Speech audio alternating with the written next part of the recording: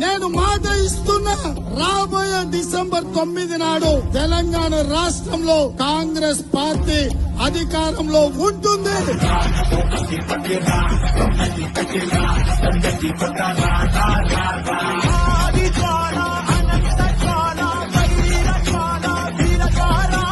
తెలంగాణలో Congress అధికారమని exit polls అన్ని చాలా గట్టిగా చెప్తాయి. కాంగ్రెస్ పార్టీ 67 నుంచి 78 స్థానాల్లో విజయం సాధించబోతోందని తెలిసింది. కాంగ్రెస్ ఆధిపత్యం సాధ్యమని సర్వే గట్టిగా చెబుతోంది.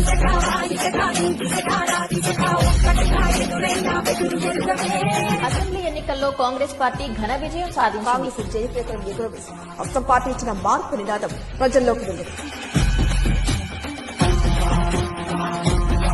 యనమల రేవంత్ రెడ్డి అనే నేను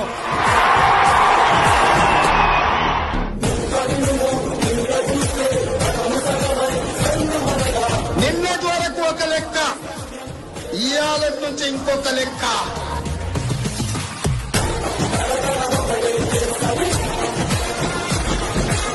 మహాలక్ష్మి పథకం ద్వారా ఆర్టీసీ బస్సుల్లో మహిళలకు ఉచిత ప్రయాణం, 500 రూపాయలకే గ్యాస్ సిలిండర్, గృహజ్యోతి ద్వారా 200 యూనిట్ల వరకు ఉచిత కరెంట్, రాజీవ్ ఆరోగ్యశ్రీ పథకం ద్వారా ఉచిత వైద్యం, 5 లక్షల రూపాయల పరిమితిని 10 లక్షల రూపాయలకు పెంపు, ఒక్కో రైతుకు 2 లక్షల రుణమాఫీ.